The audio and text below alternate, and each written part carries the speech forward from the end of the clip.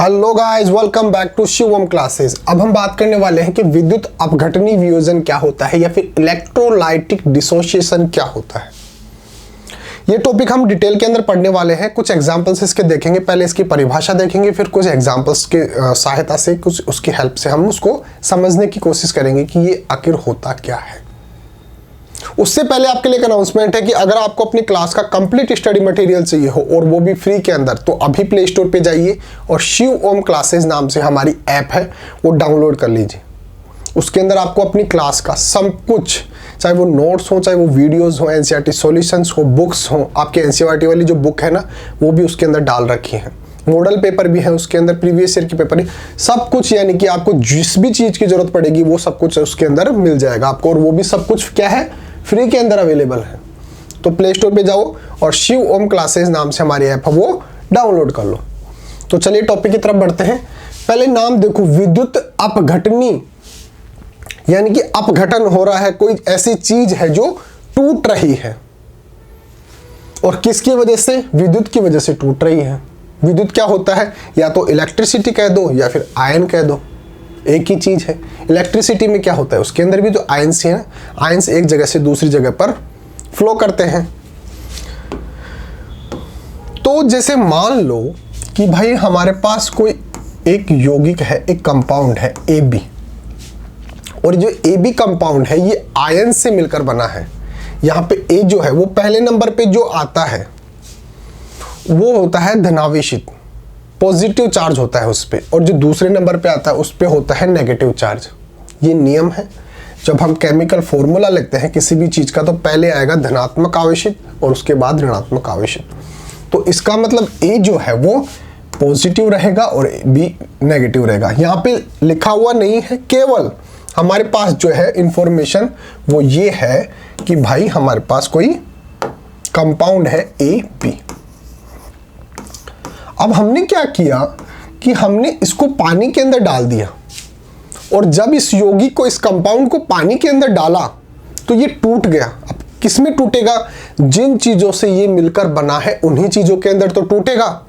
ये किस किस से मिलकर बना है? ये A से और B से मिलकर बना है, लेकिन ये A और B आयन से मिलकर बना है।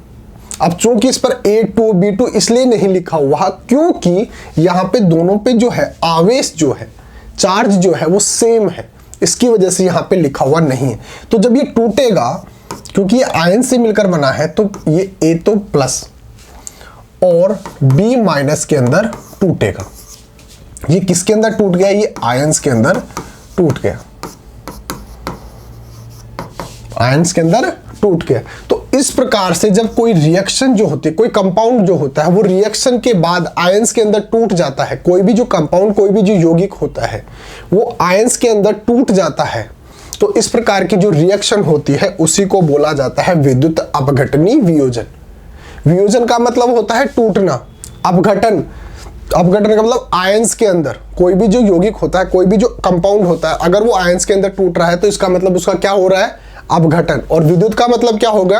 या तो उसके अंदर आप इलेक्ट्रिसिटी प्रोवाइड कर दो जिसकी वजह से वो टूट जाए, आयंस के अंदर विभक्त हो जाए, या फिर हम जो बात कर रहे हैं कि भाई आयंस के अंदर विभाजित होगा।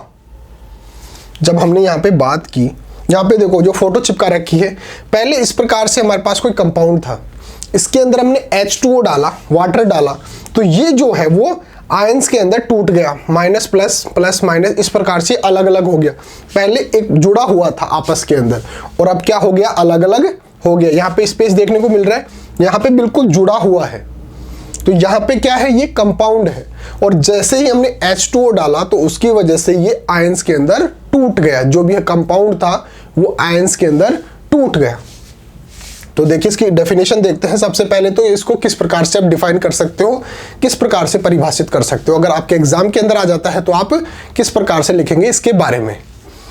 तो विद्युत अपघटनी वियोजन या फिर इलेक्ट्रोलाइटिक डिसोसिएशन क्या होता है? इस अभिक्रिया में विद्युत संयोजक यौगिक, ये याद रखना कि ये जो अभिक्रिया होती है, ये जो रिएक्शन होती है वो किसमें होगी? जो विद्युत संयोजक यौगिक होते हैं। विद्युत संयोजक का मतलब ऐसा यौगिक, ऐसा कंपाउंड जो आयन से मिलकर बना होता है। संयोजक का मतलब बनना, जुड़ना आपस के अंदर। तो विद्युत का मतलब आयन, मैंने अभी बात की थी ना, विद्युत का मतलब क्या होता है, चार्ज होता है, जो आवेश होता है उसी को तो विद्युत बोलते हैं। तो विद्युत संयोजक यौगिक यानी कि ऐसे यौगिक जो आयन से मिलकर बने होते हैं। तो इस प्रकार की अभिक्रिया, इस प्रकार की रिएक्शन किसमें होगी, जो विद्युत संयोजक यौगिक होते हैं, इलेक्ट्रोवैलेंट कंपाउंड जो होते हैं उसके अंदर देखने को मिलती है। जल में घोलने पर धनायन यानी कैटायन एवं ऋणायन एनायन में विभक्त हो जाते हैं। जो ऐसे यौगिक होते हैं जो विद्युत संयोजक यौगिक होते हैं, यानी कि आयन से मिलकर, यानी कि आयन आपस में जुड़ जाते हैं, उसके बाद जो कंपाउंड बनता है उनको बोलते हैं विद्युत संयोजक यौगिक या फिर इलेक्ट्रोवैलेंट कंपाउंड। और जब इनको पानी में डाला जाता है तो ये अलग अलग हो जाते हैं। जिन आयन से मिलकर ये बना है, जैसे A+ से और B- से मिलकर AB बना हुआ है, जब इसको पानी में डालेंगे तो वापस से A+ अलग हो जाएगा और B- से अलग हो जाएगा। तो ये आयन के अंदर विभाजित हो जाते हैं, धनायन और ऋणायन के अंदर, कैटायन और एनायन के अंदर डिवाइड हो जाते हैं। जो संयुक्त हो पुनः मूल यौगिक बना लेते हैं। और जब इनको वापस से अगर हम कोशिश करेंगे कि भाई तुम आयन जो हो, जो टूट गए हो पानी में, वापस से जुड़ जाओ, तो अगर हम ऐसी कोशिश करेंगे तो वापस से जो हमारे पास ओरिजिनल जो प्रोडक्ट है, ओरिजिनल जो कंपाउंड है, ओरिजिनल जो हमारे पास यौगिक है, वो वापस से हमारे को प्राप्त हो जाएगा। क्यों हो जाएगा, जैसे यहां पे देखो NaCl है, ये एक ऐसा कंपाउंड है जो आयन से मिलकर बना है, Na+ है और Cl- है। तो इसको पानी में जैसे ही डालेंगे तो Na+ और Cl- के अंदर टूट जाएगा। लेकिन Na+ से और Cl- से वापस से हम NaCl को प्राप्त कर सकते हैं। यानी कि ये रिएक्शन है वो आगे की तरफ भी चलती है और पीछे की तरफ भी चलती है। यहाँ पे एरो देखिए, ये एरो हमने इस प्रकार से लगाया है, यानी कि आगे चल रही है और इस प्रकार से पीछे चल रही है। आप इस प्रकार से एरो मत लगाना, ये गलत जो तरीका होता है वो होता है। एरो इसमें इस प्रकार से लगेगा, आगे इस प्रकार से और पीछे इस प्रकार से।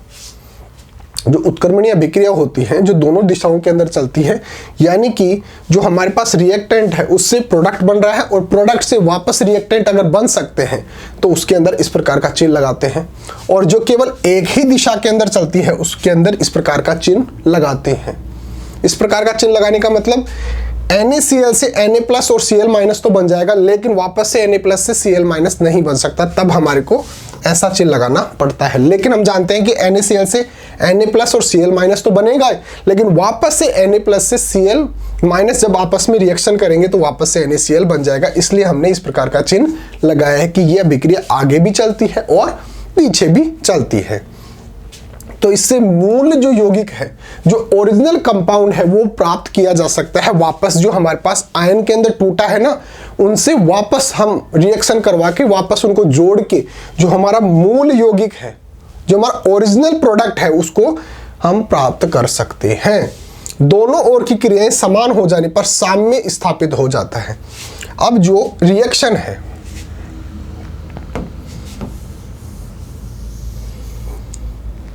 देखिए रिएक्शन जो है वो आगे भी चल रही है और पीछे भी चल रही है। तो एक कंडीशन ऐसी आएगी कि आगे चलने की और पीछे चलने की एक कंडीशन ऐसी आएगी कि जहां पर दोनों क्रियाएं, दोनों अभिक्रियाएं, दोनों रिएक्शन समान हो जाती हैं, इक्वल हो जाती हैं। उस कंडीशन को बोलते हैं साम्य अवस्था। साम्य अवस्था। और दोनों को जब मिलाकर लिखते हैं तो इसको इस प्रकार से लिखा जाता है साम्यावस्था। ये वैसे अगर अलग अलग लिखेंगे तो बोलेंगे साम्य अवस्था, और दोनों को एक साथ लिखेंगे तो साम्यावस्था। इक्विलिब्रियम इस कंडीशन को बोला जाता है जब दोनों रिएक्शन जो होती हैं, यानी कि आगे चलने की और पीछे चलने की जो क्रियाएं होती हैं वो समान हो जाती हैं, तो उसको बोलते हैं साम्य स्थापित हो जाता है, यानी कि साम्य अवस्था हमारे को प्राप्त हो जाती है। तो यहां तक की बात समझ में आती है कि कोई भी ऐसा यौगिक जो आयन से मिलकर बना है, कोई भी ऐसा कंपाउंड जो आयन से मिलकर बना है, उसको अगर पानी के अंदर डालेंगे तो वो आयंस के अंदर टूट जाएगा। और इन आयंस को हम दोबारा से अगर रिएक्शन करवाकर इनको आपस में जोड़ दे तो हमारे पास जो ओरिजिनल जो रिएक्टेंट था, ओरिजिनल जो कंपाउंड था, वो हमारे को प्राप्त हो जाता है। और रिएक्शन दोनों तरफ चलती है, यानी कि इससे ये प्राप्त हो जाता है और इससे ये प्राप्त हो जाता है। तो एक कंडीशन ऐसी आएगी जहां पर दोनों क्रियाएं समान हो जाती हैं, दोनों रिएक्शन इक्वल हो जाती हैं, उसको बोलते हैं इक्विलिब्रियम कंडीशन या फिर साम्य अवस्था। तो एक जो एग्जाम्पल था वो तो हमने देख ही लिया कि Na जो Cl है वो Na+ के अंदर और Cl- के अंदर टूट जाता है। दूसरा एग्जाम्पल CaCl2 जो है वो टूटकर जब इसको पानी के अंदर डालेंगे तो इसके आयंस में विभाजित हो जाएगा, आयंस के अंदर टूट जाएगा, तो ये Ca2+ और 2Cl- में विभाजित हो जाएगा। ये इस प्रकार से है Ca2+ ऊपर की तरफ है कोने में प्लस 2Cl यहाँ पे माइनस, ऊपर लगाते हैं, यहाँ पे बराबर में मत लिखना, ऊपर की तरफ लिखना। तो Ca2+ और प्लस 2Cl के अंदर ये विभाजित हो जाएगा और वापस से Ca2+ और 2Cl जो है वो रिएक्शन करके वापस CaCl2 भी बना सकते हैं। फिर है MgSO4, ये जब इसको अपघटन किया जाएगा इसका, तो ये Mg2+ और SO4 2- के अंदर विभाजित हो जाएगा, कहने का मतलब आयंस के अंदर विभाजित हो जाएगा। चलते हैं नेक्स्ट।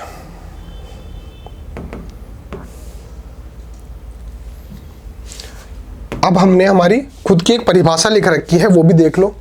वो तो एक मोटा मोटी हमारे पास परिभाषा हो गई, अगर वो आपको समझ में नहीं आती है तो आप इससे भी समझने की कोशिश कर सकते हो। वैसे वो ठीक है परिभाषा, उसमें किसी प्रकार की कोई कमी नहीं है। आप ऐसा मत सोचना कि भाई हम ये लिखें या वो लिखें, वो ठीक है परफेक्ट अपने आप में, सिर्फ समझाने के लिए हमने थोड़ा सा और लिखने की कोशिश की है ताकि आपको और ज़्यादा समझ में आ जाए। तो इलेक्ट्रोलाइटिक अपघटन प्रतिक्रिया, इलेक्ट्रोलाइटिक अपघटन प्रतिक्रिया, प्रतिक्रिया नहीं, यहाँ पे आप अभिक्रिया लिखो, रिएक्शन। एक प्रकार की अपघटन प्रतिक्रिया, एक प्रकार की अपघटन अभिक्रिया। अपघटन क्या होता है?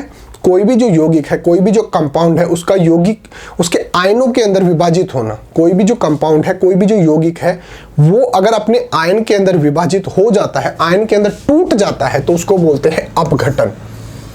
तो अपघटन अभिक्रिया है जिसमें अपघटन के लिए सक्रियण ऊर्जा विद्युत ऊर्जा के रूप में प्राप्त होती है।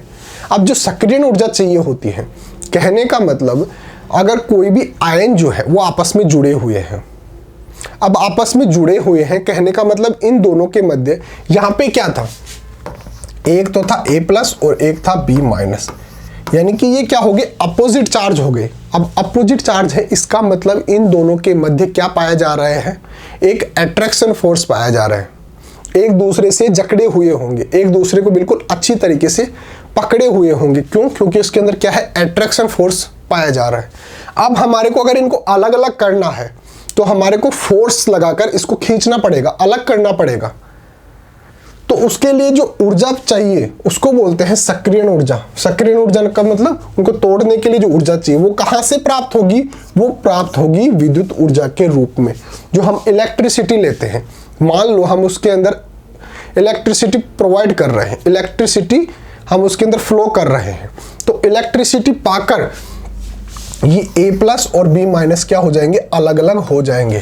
क्योंकि इसको जो सक्रियण ऊर्जा चाहिए वो कहाँ से मिलेगी, विद्युत ऊर्जा के रूप में प्रदान की जाती है। उसके अंदर इलेक्ट्रिसिटी हम फ्लो कर सकते हैं, विद्युत धारा उसको दे सकते हैं। इलेक्ट्रोलाइटिक अपघटन रिएक्शन का एक उदाहरण पानी का इलेक्ट्रोलाइसिस है। अगर पानी का इलेक्ट्रोलाइसिस होने का मतलब जैसे H2O जो है वो आयन से मिलकर बना हो, कौन कौन से, एक तो होता है उसके अंदर हाइड्रोजन और एक होता है ऑक्सीजन।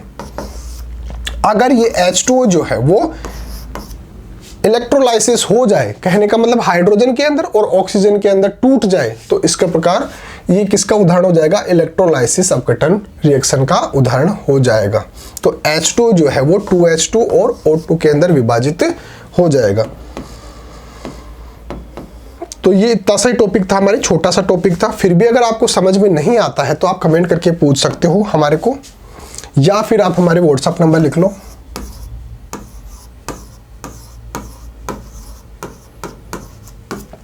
8696608541। ये हमारे व्हाट्सएप नंबर है। अगर आपको किसी भी प्रकार की कोई दिक्कत होती है तो आप हमारे को व्हाट्सएप करके भी पूछ सकते हो, या फिर आप प्ले स्टोर से शिवम क्लासेस नाम से हमारी जो ऐप है वो तो आप डाउनलोड कर ही लो। उसके अंदर तो आपको सब कुछ फ्री में मिल ही जाएगा, उसमें क्या दिक्कत है। तो मिलते हैं किसी अगले टॉपिक के साथ, तब तक थैंक यू सो मच।